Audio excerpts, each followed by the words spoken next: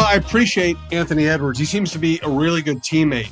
He decided this offseason he would take away the responsibility of saying silly things that would get himself or maybe the team in trouble. So Cat gets the summer off. Cat doesn't have to say anything silly this summer. Ant's taken care of it. It's funny, Jim. We just literally talked last week about how kind of, Cat has been pretty under the radar. We haven't had any of those sorts of, clickbaity discussions to be had or any kind of, defending of Cat or kind of maybe some slaps on the wrist of Cat for some of the things that he says on podcasts. And then literally, I think it was a day or two later, Ant's Wall Street Journal piece comes out and, he's out there saying that, MJ was the only real talented player back in the day. And then that gets Magic Johnson and Isaiah Thomas and even Kevin Garnett kind of responding. And so here we are, kind of the golden child, Anthony Edwards, who is, kind of really been risen above the fray of a lot of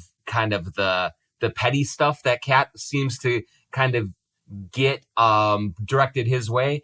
Now he's in the middle of it a little bit, and we can get into the whole thing, but it's just kind of funny how that all happened literally a day after we were remarking about how kind of quiet it has been on that front this summer for the Wolves. I love it. Well, hey, it's a fun topic. Let's get into it because you and I have been watching basketball for a long time, and there's a possibility Ant is wrong about this one. We'll get into that. This is the Jon Krawczynski Show. He's Jon Krawczynski from The Athletic. I'm Jim Suhan from the Star Tribune. This is our basketball show at TalkNorth.com. We've got such a great lineup right now. John Malayan preps Randy Shaver's new high school football show, which can also be seen on YouTube. Roy Smalley, LaBelle Neal, myself on the now stumbling Twins. Russo on hockey, Kevin Gorg on hockey, Jeff Diamond on football. John and I also do the Viking Update Show, give you the writer's view of the team. And we have so many shows, I'm sure I just forgot a couple. We also have outdoor content. Mike Grimm on the Gophers. Check it all out. We have the best sports lineup in town. If you like a show, please subscribe to it at your favorite podcast app. It's free. It's the easiest way to listen. We're coming to you from the Aquarius Home Services Studios. We're going to thank Princeton's Liquors, True Vision Institute, TSR Injury Law, and Shepherd Goods and Lamb Chops clothing line. So you and I'm older than you are. And I just can't really think about John Stockton, Magic Johnson, Isaiah Thomas, Charles Barkley, et cetera, and Rick Barry even, and think of unskilled players. I would argue that today's player is probably on the average much more explosive and better trained, but skill, I think the boys back then had some skill. Yeah, they did. And I, in fairness to Ant, but, this kind of shows a little bit. I don't know exactly the context of the question that he was asked, but basically right. He did say at the start of his answer, he said, I didn't watch back then, so I can't really speak on it. That was the first sentence that he said. Very good, Ant. Okay, you didn't watch it, so don't speak on it. So stop. And then he goes into, but, MJ was really the one that was the most talented. There wasn't a whole lot of skill back then. I think there's two things that we can get into here. But first of all, I think that what he may have been trying to get at is I do believe that this era of basketball has maybe more skill in terms of every player on the floor generally being fairly multifaceted. I think back in those days, you certainly had amazing skill. Yeah, Barkley, Magic, Jordan, Bird, up and down, even like Dennis Johnson, guys who were not the superstars of the era, but incredibly good, incredibly talented players. So I'm never ever going to diminish the skill level there because it was really, really high. There were fewer teams, so there was more talented people kind of per capita in the league, maybe getting through. I think that if you want to try to see things through Ant's eyes, you may say that right now 1 through 5 on the floor together, there's probably more versatility in all of those positions on the floor than there were back then. Back then, you did have guys who literally could not shoot, or just defensive guys, or just a spot up shooter and nothing else. Nowadays game, if you are one dimensional, it's a lot harder to get onto the floor. Even like Rudy Gobert, who people say, well, yeah, but he can't shoot, but he screens really well. He rebounds, he defends, he can handle the ball and get it into actions and kind of have an offense revolve around him a little bit. He just has a lot of layers to his game that are there.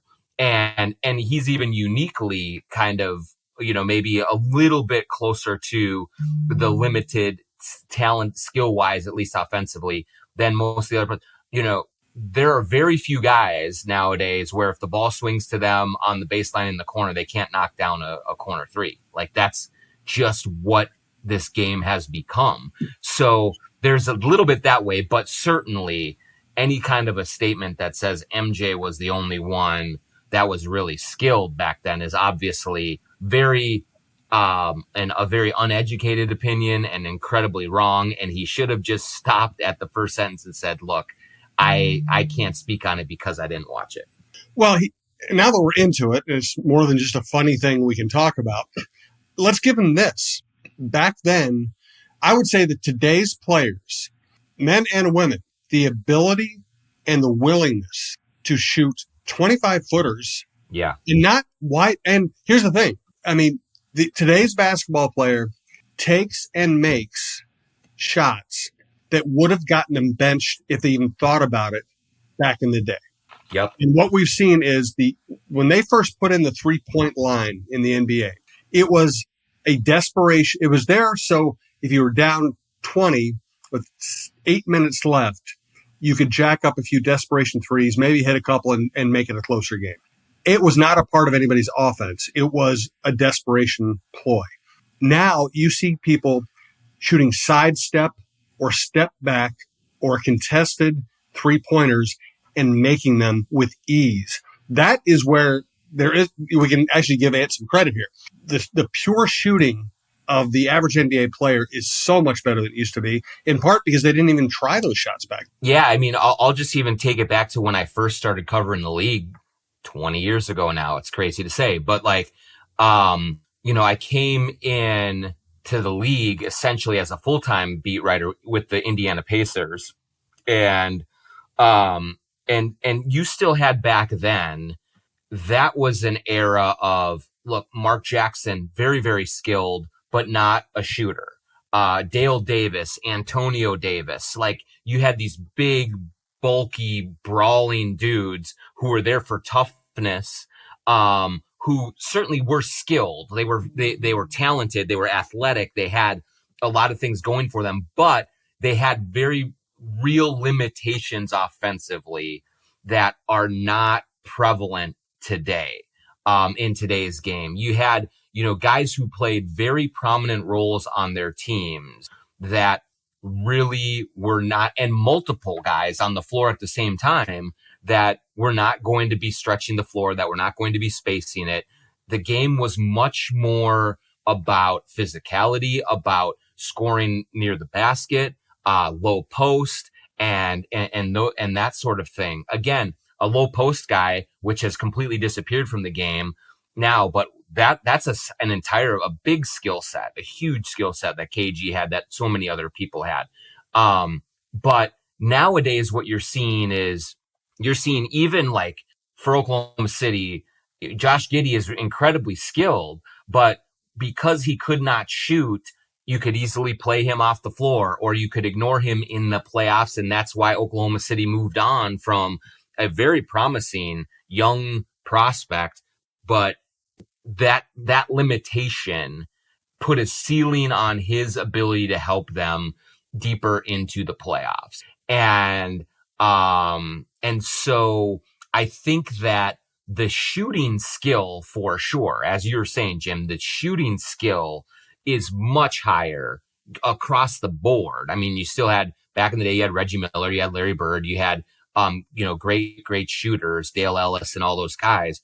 But now you have so many more really, really skilled shooters. Now 40% is kind of the barometer for a really good shooter. Whereas back in the day, maybe it was 35, maybe it was 33% from three that you're like, okay, like that can justify shooting it, but at a much smaller volume. So Ant is right in the shooting skill type of it, but certainly all of those guys, ball handling, passing, running an offense, defensive skills, that stuff was all there in major ways. I think that the other thing that this gets to, though, Jim, is just an acknowledgement that for Anthony Edwards, a 23-year-old player who came about in the 2000s, he is not one of those guys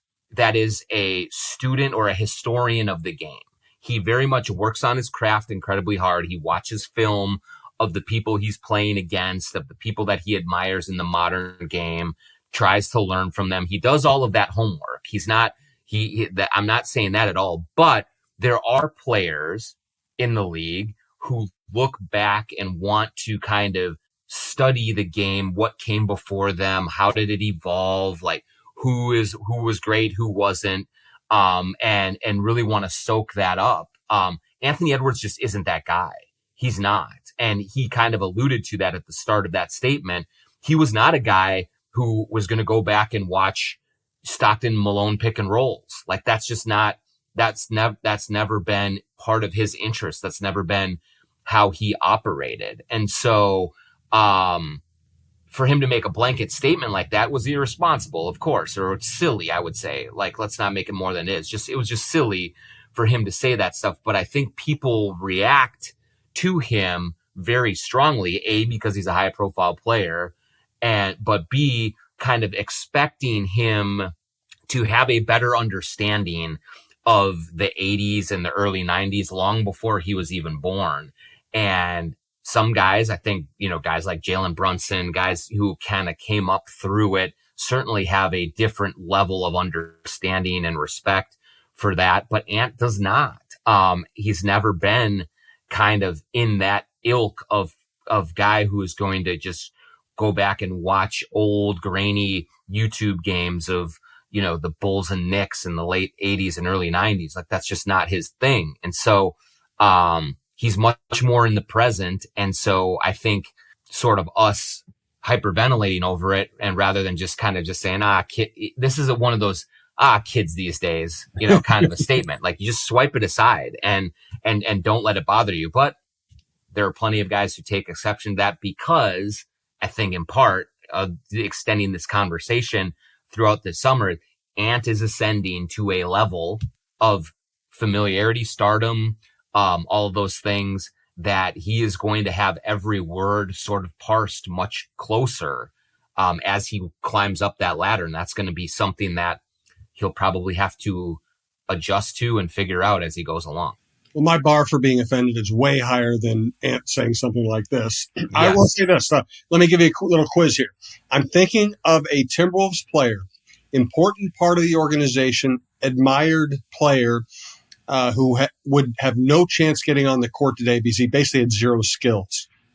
Now, listen, you've covered a lot of Timberwolves players, but this is a very functional, important player, had an important role in the organization, and really couldn't shoot, dribble, or do anything else. He just played hard. Trenton Hassel? I actually thought Trenton could at least hit a mid-range jumper. Mm-hmm. I'm talking about Sam Mitchell. Yeah. I once had a scout tell me he has no skills. He just finds a way to get some rebounds and set some picks and play really hard.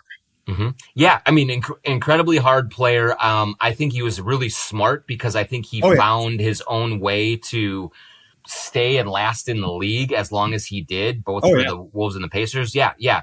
But yes, in terms of a guy who could either break you down off the dribble one-on-one, hit a bunch of threes, do a lot of the things that we would call quote unquote skilled. Yeah, he's definitely would factor into the group that would have a harder time carving out a career like he did today.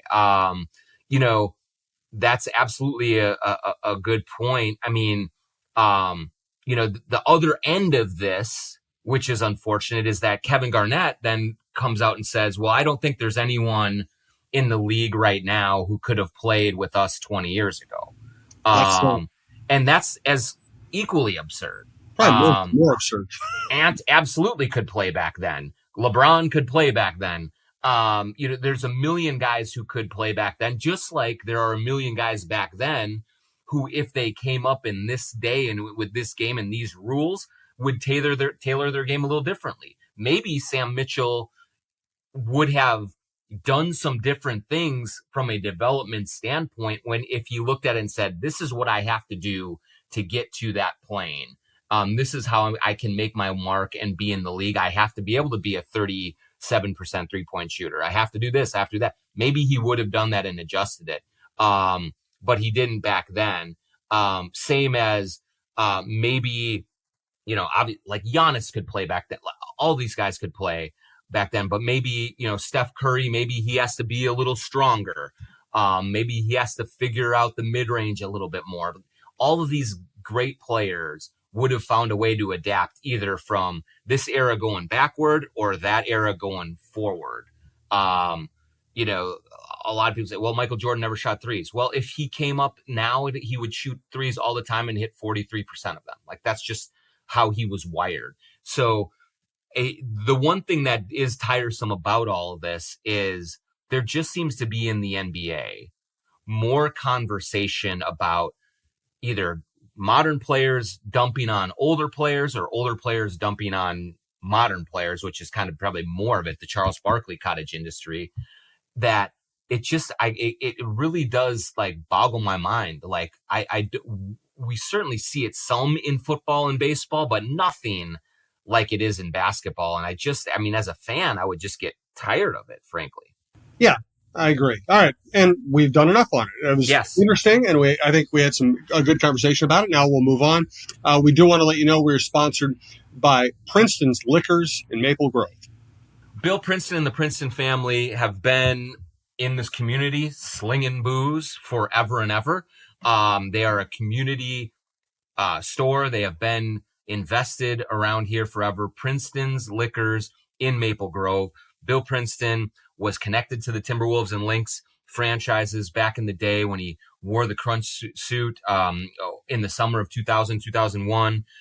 He is a fixture on the basketball scene around here, been a big supporter of ours for a long time. So if you are looking for great craft beer selection, great bourbon, THC and seltzer THC seltzers and gummies, you can go to Princeton's Liquors in Maple Grove and they will have exactly what you're looking for. A wide array, either something that's very common or some of the rarer, harder to find products available. They will have you covered. Bill Princeton, Princeton's Liquors in Maple Grove. When you go in there, tell them the Jon Krawczynski Show sent you. Tell them thanks for supporting this community, the Hoops community, as much as he has been a fixture, and we thank him so much. But yeah, great craft beer, great bourbon, THC seltzers and gummies. Bill Princeton, Princeton's Liquors in Maple Grove. Let's thank Shepherd Goods and Lamb Chops clothing line. We'll be doing a Twitter question later in the show. Yep, later in the show, we'll answer a Twitter question to give away a free T-shirt from sglambchops.com. If you go to sglambchops.com, it's Shepherd Goods and Lamb Chops clothing. Put in the promo code JONK20. That will get you 20% off anything at the store there. It is great T-shirts, shorts, hoodies, sweatpants, hats, casual wear that is both comfortable and stylish. You can wear it all around town. You can wear it out on the weekends, look good, feel good, be comfortable. Great, just a great group. Another local company that is embedded in this community. We like to have ties to local around here to support the people who support us. And Jordan and Craig and the good people at Shepherd Goods and Lamb Chops Clothing are all around the community. They're in the North Loop. They're courtside at Lynx and Timberwolves games. They're being a part of things, but most of all, they make really high quality, affordable, comfortable clothing that you can wear all over town and look good and feel good in it. So go to sglambchops.com, promo code JONK20 for 20% off, and hang around to the end of the show. We will answer a Twitter question for a free giveaway. Shepherd Goods and Lamb Chops Clothing, sglambchops.com. The temps may be rising, but that means it's a summer meltdown of savings. Scott for Aquarius Home Services. Stay cool and comfy with up to $3,000 off a new cooling and heating system. Plus, enjoy a free whole home air purification system with qualifying purchase. A new worry-free AC starts with a free in-home consultation during the Aquarius Meltdown of Savings sale going on now through July. Scheduled today at aquariushomeservices.com. Aquarius, earning the right to be recommended.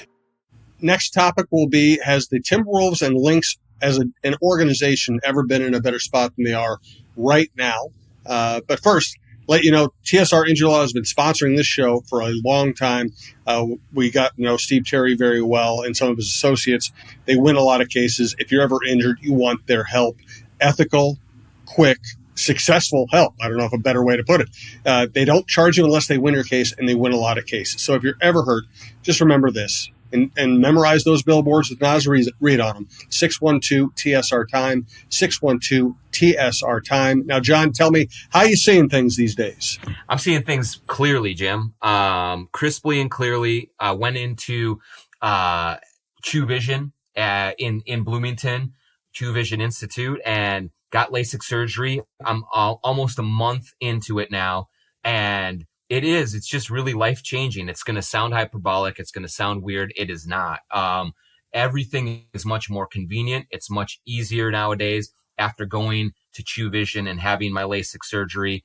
The biggest thing that I've noticed this summer has been when I'm swimming with my kids. I can just jump in the pool. I could jump in the lake in Duluth and not have to worry about glasses falling off, not having to worry about contacts getting all gummed up if they get wet in the water. I'm just able to just go about it and do it and have fun. And it's been great. And there has been no side effects whatsoever. I see great up close. I see great from a distance. And I'm still at the point where even when I get into bed, I reach to try and take my glasses off before I hop into bed, and I kind of chuckle to myself like, no, I don't have to deal with that anymore. I don't have to deal with regular eye exams. I don't have to deal with spending hundreds of dollars every couple of years on new glasses and new contacts. So I am set with True Vision. The good folks there have been great to work with the whole way through. Go to truevision.com to set up a consultation. Tell them the Jon Krawczynski Show sent you and get going with it. I wish I would have done this 10 years ago. True Vision Institute, truevision.com. So the Wolves coming off Western Conference Finals appearance. They have one of the best young players in the game. They're basically keeping almost their entire team together. They have one of the best general managers in the game. They have a coach who we all think very highly of. And then you have the Lynx with a year, really a season out of nowhere. I thought they were an average team, and they are, as we speak, half game out of the second seed. They just had, I think they just had their best week since the 2017 championship. Reeve and Nafisa Collier come home with gold. They have 2 games lined up against the 2-time defending champs. They sweep them. They win at Vegas. They win at home against a very ticked-off Vegas team. Then they have a third game in 4 days against a team that hadn't played in a week, with Caitlin Clark playing lights out these days, and they take care of that. It's a stunning success. And, the only negative with that whole organization, including the Lynx and the Timberwolves, is that we just don't know what's going to happen with the ownership situation. If you're talking about the way the organizations are being run, they're in fantastic shape. Yeah, it has been a situation where they have sort of traded off levels or sustained stretches of competitiveness and competency. Now, first of all, let's get this out there. Like, obviously the Lynx have reached heights the Timberwolves never have with their 4 championships. We can also, maybe another good topic to talk about today was just the Maya Moore. Right. Yeah. I just of course I covered it, so I knew it happened. I just kind of get lost in all the other events. Yeah. Maya Moore, their last player from their championship team who's going to have her number retired. Yep. And they've had incredible players.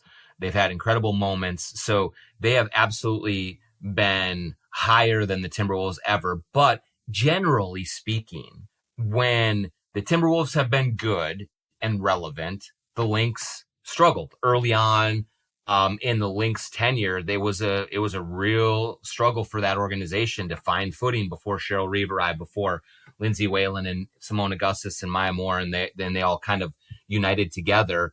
The Lynx were not competitive and were kind of going through coaches and trying to find their footing, and the Wolves were pretty good in the KG era at that point.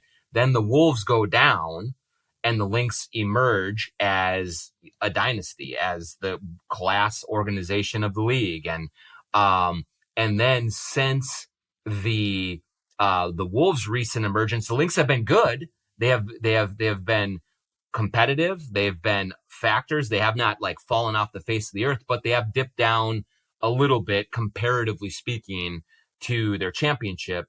And as the Wolves kind of rose up, now you're right, Jim. I just think that this is the first time in the franchise's history that both teams are very, very good. Both teams are completely stable, competently run, have really good, exciting rosters, good coaching staff, good front office, all of those things. And so it's all lining up in a way that we really have not seen before, because for those who maybe haven't paid attention, if you're just kind of more onto the NBA side of things and maybe kind of checking out for the summer on basketball, the Lynx are really good. And they came out of the Olympic break absolutely rolling, beaten Las Vegas twice, beaten Indiana. The retirement, the Maya Moore retirement, jersey retirement celebration was phenomenal. And it looks like they are primed to be a really tough out in the playoffs. Nafisa Collier has been unbelievable this season, MVP calibers type stuff from her. So all of that is very exciting. It's really cool to see. And then this was one of those weeks where Caitlin Clark comes to town. A bunch of Caitlin Clark fans come to the game, but then they also maybe get to see oh my gosh, if I haven't been paying attention to the Lynx, these guys are really, really good. So, everything is kind of looking up for the Lynx right now, and that's very, very cool to see. It is, and it is a surprise. I mean, it's funny because Cheryl has not been able to get the big name free agents she had hoped would want to come to Minnesota, and we can say that she should have taken Angel Reese in this draft. What she did instead was put together a very cohesive team. That she thought she had something in Courtney Williams and Alana Smith, building around Collier, making Collier an even bigger part of the offense, and she was right. I mean, we don't know, how the dynamic would have changed if Reese was here. They'd be a better rebounding team. There's no doubt about it. But they play so well together. They move the ball so beautifully on offense.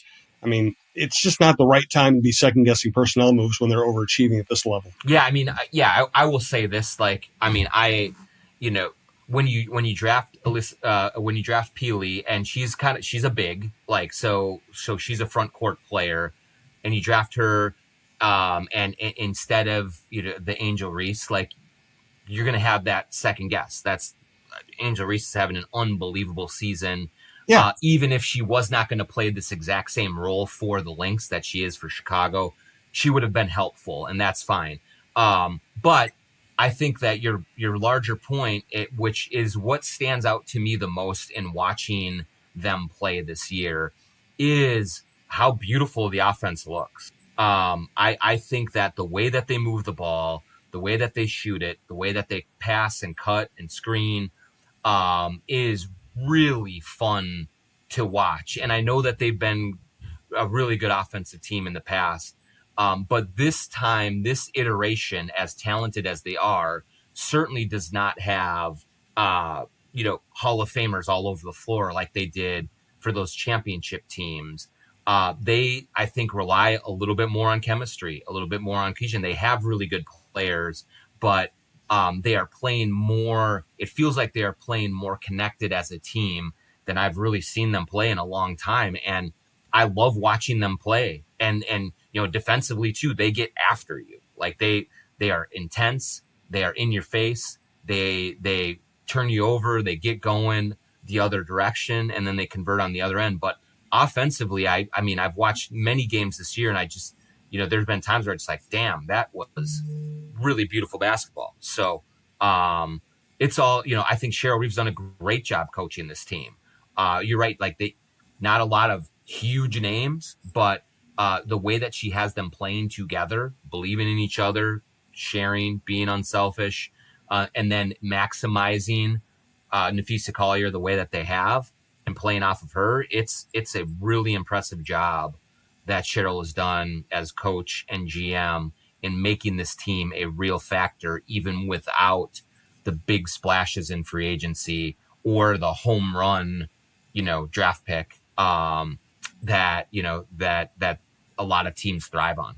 Yeah, I think that in the future, you're going to miss the better player that you didn't draft. Right now, we just don't know what the chemistry in the offense would look like if she was here. But of course, long term, you'd rather have a more talented player, and Reese certainly the more talented, more WNBA ready player. So I'm not saying I feel great about the pick. I'm saying that right now it's working. Hey, let's get one more topic here before we get to our Twitter question.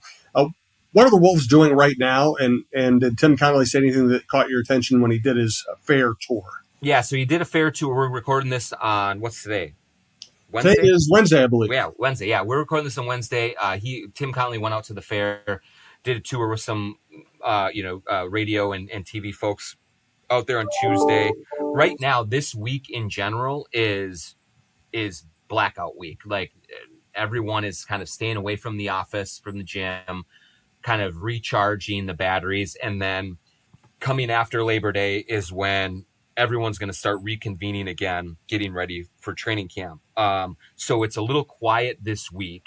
But one thing that I have heard from a number of people connected to the organization is really how happy they've been with the attendance over the month of August, with players coming in and out, talking 11, 12 guys coming in and out. Tim Connolly did talk about that at the fair yesterday, just how many of the guys have been in getting workouts, getting in front of each other, trying to kind of build off of last year. And they're really encouraged by that. And then going forward, coming out of this week into next week, they're going to expect having most everyone back to really start ramping up for training camp. But Tim kind of, there was no news breaking, earth shattering stuff out of what he talked about at the fair, but a couple of just interesting notes.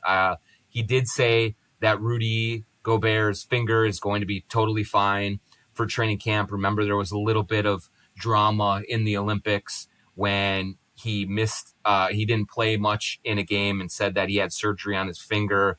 Tim Connolly did not identify exactly what happened, but did basically say that Rudy's going to be fine. So health-wise, he's going to be okay. They are open to some sort of discussion on a contract extension for Rudy Gobert.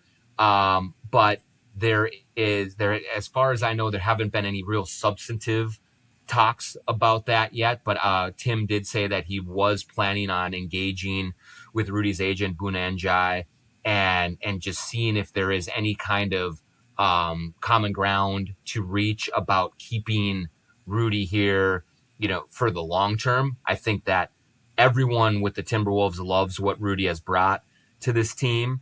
And I think that, they definitely want to have him finish his career in Minnesota. The question will be, what does Rudy want and how do those needs kind of mesh together as he gets a little older, as this roster gets a little more expensive. So that, but just Tim saying that they're certainly open to that idea and looking at exploring that is noteworthy. Naz Reid is another player who could be up for an extension, and that will be an interesting conversation as well, because he is so popular here. Like, to let him go would be a real difficult thing to do. But again, this roster is getting really expensive, and you're going to have to make choices with how that all works out. And so what exactly Nas will be looking for on an extension, all of that will be interesting as well. But basically kind of Tim just talked about some of those issues there, and laying the groundwork for future discussions. But right now, I think you get the feeling that most of the organization is really soaking up the last bit of downtime that they have before we really start ramping up here in September, getting ready for once the season begins. Looking forward to it. It's going to be a blast. Let's get to our Twitter question now, John. Yeah, so this is a fun one to have in the summer when, things are fairly inconsequential right now. Corey Hermanson said, in April, you told me to wait until the off season for this one, and I think August is the right time.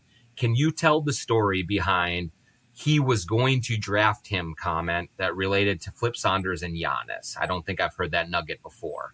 I don't know how many people have. I know this is not breaking news, but there are maybe a lot of people who are unfamiliar with this tale and what exactly happened with Flip Saunders, Giannis Antetokounmpo, and that draft in what year was it? 2014, I believe it was. Yeah, 2013, the 2013 draft. So if folks can remember, in the 2013 draft, Flip Saunders was the general manager, was calling the shots. Rick Adelman was the head coach.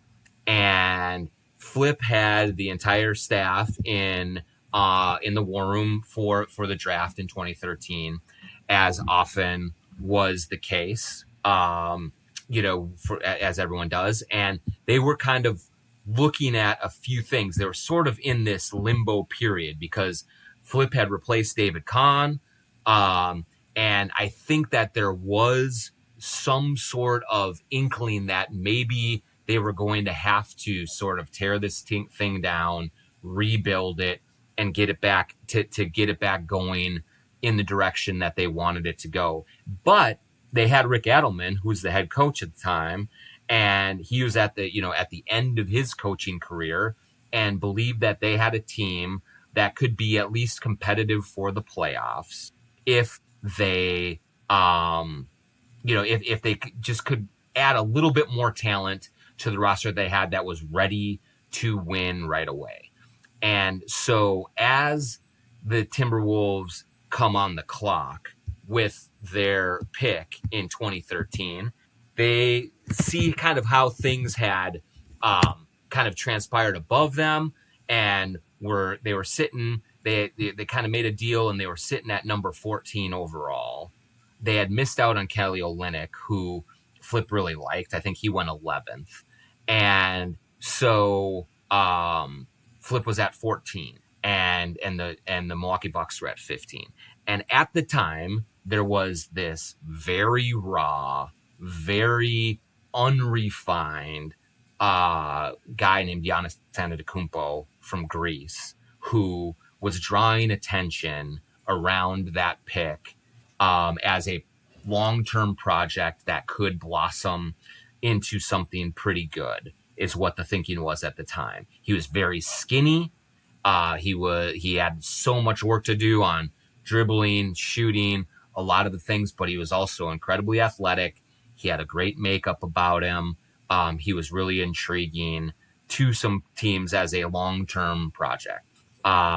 Flip was really considering making Giannis the pick at number 14 when they were on the clock in 2013. There was a lot of debate in the room about it. They were looking at their team. They were looking at what was going to happen going forward, who was the best option for them. A lot of discussion with Rick Adelman, with RJ Adelman, with a bunch of people just kind of thinking what is the right way. And they talked extensively about Giannis.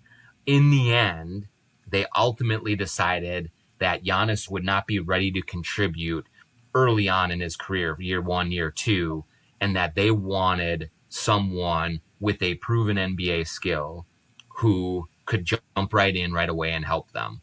And so they went with a guy named Shabazz Muhammad, believing that, hey, scoring off the bench, 14th overall pick, he can give us some juice offensively. That will be, that will help this team. that'll kind of help us get over the hump, get into the playoffs, end this long drought, and really kind of move forward from there. Flip did not like Shabazz Muhammad very much as a player because he had scouted him. He'd watched him lose with UCLA against the Gophers. Just wasn't really a big fan of him, but he missed out on Olynyk. CJ McCollum, I believe, went earlier. And there were just a few guys in there that he just couldn't, he couldn't get his hands on. And so at 14, he said the debate was, do you take the guy who can probably come in and help you a little bit more right away, or do you take the project in Giannis? And eventually they just decided Shabazz Muhammad was going to give them more help in the early part of his career to push this team and end that long playoff drought. Obviously, no one, not the Bucks, not anyone, thought Giannis would turn into what he has turned into in Milwaukee.